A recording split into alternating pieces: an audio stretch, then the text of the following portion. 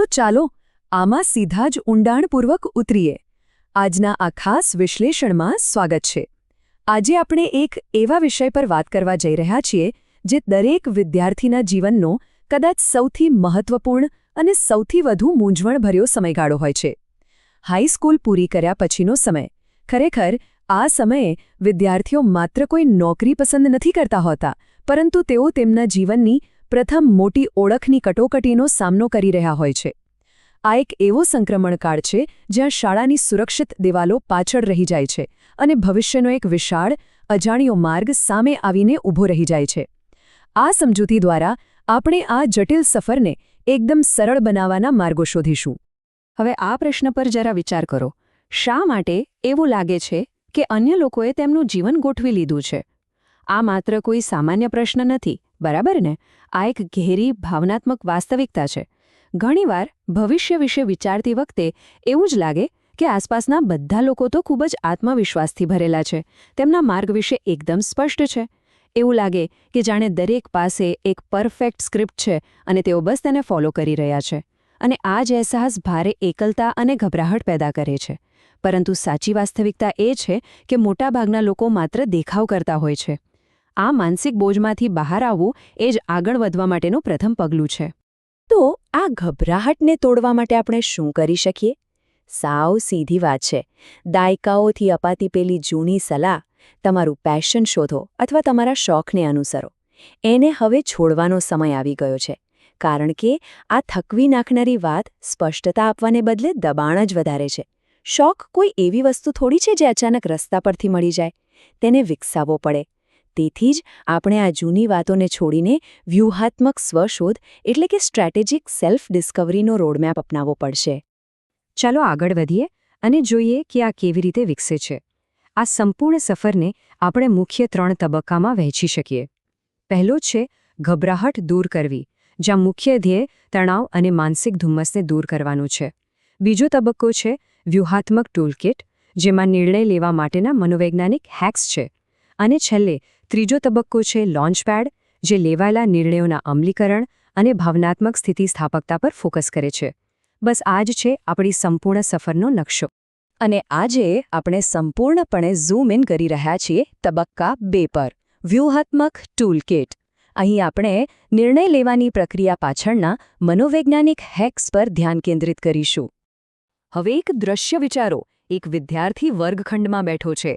સામે કોલેજનું admission form છે અને પેટમાં જાણે કોઈએ પથ્થર મૂક્યો હોય તેવી ગભરાહટ થઈ રહી છે. કેમ? કારણ કે તેને લાગે છે કે આ એક ફોર્મ આખા જીવનનો ફેસલો કરી નાખશે. કોઈ પણ કારકિર્દી પસંદ કરતા પહેલા સૌથી મોટો ડર એ જ હોય છે કે શું આમાં 4 વર્ષ આપવા યોગ્ય રહેશે? અને જો 4 વર્ષ પછી ખબર પડે કે આ ક્ષેત્ર યોગ્ય નથી તો? આ પસંદગીની ચિંતા એકદમ સાચી અને વાજબી છે. તો મોટો પ્રશ્ન એ છે કે 4 વર્ષની આટલી મોટી પ્રતિબદ્ધતા વિના કોઈ કારકિર્દીનું પરીક્ષણ કેવી રીતે કરવું? હવે આ સ્લાઇડ વિશે ખરેખર રસપ્રદ વાત એ છે કે આપણે આપણા ડરના મૂળને સમજવાની જરૂર છે. એક તરફ 4 વર્ષની કોલેજ ડિગ્રી છે, જેને આપણે મોટી પ્રતિબદ્ધતા કહીશું. તેનો ભાર અને ડર ખૂબ જ વધારે હોય છે. પણ બીજી તરફ જુઓ, નાના પ્રયોગો. આ નાના પ્રયોગો ગજબની માનસિક રાહત આપે છે, કારણ કે તેમાં જોખમ ઓછું છે અને તે સરળ છે. મોટા પહાડ પરથી સીધો કૂદકો મારવાને બદલે ખાબોચિયામાં પગ મૂકીને પાણી માપવા જેવું છે. આ મનોવિજ્ઞાનની ભાષામાં આ નાના પ્રયોગોને પ્રોટોટાઇપિંગ કહેવામાં આવે છે. સીધા શબ્દોમાં કહીએ તો પ્રોટોટાઇપિંગ એટલે કોઈ મોટી પ્રતિબદ્ધતા કરતા પહેલાં કારકિર્દીની પૂર્વધારણા ચકાસવા માટે નાના પ્રયોગોનો ઉપયોગ કરવો. આ પદ્ધતિ ખરેખર બચાવનાર સાબિત થાય છે, કારણ કે તે એ માનસિક જાળમાંથી બહાર કાઢે છે જ્યાં એવું લાગે કે એકવાર નિર્ણય લીધા પછી પાછા નહીં ફરી શકાય. કોઈ મોટી ભૂલ કરતાં બચવા માટે આનાથી સ્માર્ટ રસ્તો બીજો કોઈ જ નથી. સિદ્ધાંત તો સમજી લીધો. હવે સમય છે એક્શનનો, જેને આપણે કહીશું હાથ અથવા ધ હેન્ડ્સ.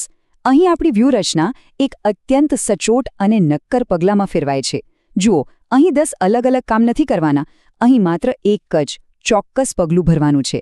જ્યારે વિચારોને એક્શનમાં બદલવાની વાત આવે ને, ત્યારે સાદગી જ સૌથી પાવરફુલ હથિયાર બની જાય છે. તો એક એકદમ સચોટ પગલું છે. કયું? બહુ જ સરળ છે. પહેલું, ઇન્ડસ્ટ્રીમાં એવી કોઈ વ્યક્તિને શોધો જે અત્યારે એ જ કામ કરી રહી છે જે ભવિષ્યમાં કરવાનું સપનું છે. બીજું, તેમને માત્ર 10 મિનિટની ઝૂમ કોફી ચેટ માટે મેસેજ કરો. બસ, આખી જિંદગી કંઈ કારકિર્દી પસંદ કરવી તેની પીડામાં સળગવા કરતાં કોઈ પ્રોફેશનલ વ્યક્તિને એક નાનકડો મેસેજ કરવો કેટલું સરળ છે ખરું ને? આ 10 મિનિટની વાતચીત કારકિર્દીની જે સાચી વાસ્તવિકતા બતાવશે તે 4 વર્ષની ડિગ્રીનું કોઈ બ્રોશર ક્યારે નહીં આપી શકે. આ છે પ્રોટોટાઇપિંગનું વાસ્તવિક સ્વરૂપ.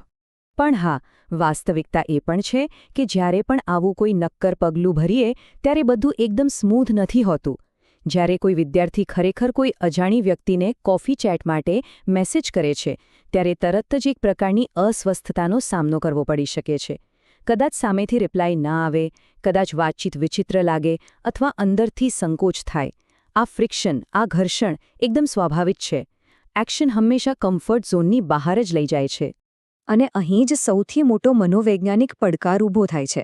જ્યારે આ નાનકડો પ્રયોગ વાસ્તવિક દુનિયામાં થોડો મુશ્કેલ બને ત્યારે અચાનક જ આત્મવિશ્વાસ તળિયે બેસી જાય છે. એક મેસેજનો જવાબ ન આવે તો એવું કેમ લાગવા માંડે છે કે જાણે આખી દુનિયા ખતમ થઈ ગઈ?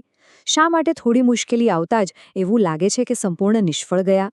આ પ્રશ્ન આપણને સીધા એ વાત તરફ લઈ જાય છે કે આપણું મગજ ખરેખર મુશ્કેલીઓને કેવી રીતે જુએ છે. અને આ ખૂબ જ સુંદર રીતે દર્શાવે છે કે આપણે નિષ્ફળતાને કઈ નજરે જોવાની જરૂર છે. અહીં એન્ટ્રી થાય છે ગ્રોથ માઇન્ડસેટ એટલે કે વિકાસની માનસિકતાની. જુઓ, અસ્વસ્થતા કે સંઘર્ષ એ કોઈ ખામી નથી. જીવવિજ્ઞાનની દ્રષ્ટિએ જોઈએ તો અસ્વસ્થતા એ માત્ર મગજની નવા સ્તર માટે પોતાને ફરીથી તૈયાર કરવાની એટલે કે રીવાયર કરવાની લાગણી છે. એ પ્રક્રિયા દરમિયાન જે પીડા અનુભવાય છે તે વાસ્તવમાં પ્રગતિની નિશાની છે, પાછળ હટવાની નહીં. અગાઉ આપણે જે કોફી ચેટની વાત કરી તેને આ માનસિકતા સાથે જોડવાથી જ જાદુ થાય છે. એટલે જ આખા વિશ્લેષણનો સૌથી મહત્વનો સિદ્ધાંત એ છે કે અસ્વસ્થતા એ બીજું કંઈ નથી પણ ડેટા છે. જી હા, માત્ર કાચો ડેટા. જ્યારે પણ નવો પ્રયોગ થાય, કોઈ નવો સંપર્ક થાય અને જો તેમાં ગભરાહટ કે રિજેક્શન મળે તો તે કોઈ અંતિમ ચુકાદો નથી. જેમ કંપાસને સાચી દિશા બતાવવા માટે કેલિબ્રેટ કરવું પડે છે ને, બિલકુલ તેમ જ આ અસ્વસ્થતારૂપી ડેટા આપણા જીવનના કંપાસને સાચી દિશામાં સેટ કરવામાં મદદ કરે છે. તો હવે અંતે જરા વિચાર કરો. જો દરેક અસ્વસ્થતાનો અર્થ એ છે કે મગજ ખરેખર એક નવા લેવલ પર પહોંચી રહ્યું છે, તો પછી ડરવાને બદલે જાણી જોઈને તેને કેમ ન શોધવી? જો કોઈ વિદ્યાર્થી આ ગ્રોથ માઇન્ડસેટને સંપૂર્ણપણે અપનાવી લે તો ભવિષ્યના એવા કયા અશક્ય દરવાજા છે જે તે ખોલી નહીં શકે? આ ગ્રોથ માઇન્ડસેટના ઊંડાણો અને તેના આશ્ચર્યજનક પાસાઓ આપણે આવનારી આગામી સમજૂતીમાં ચોક્કસથી જોઈશું, કારણ કે સાચી યાત્રા તો હવે શરૂ થઈ રહી છે.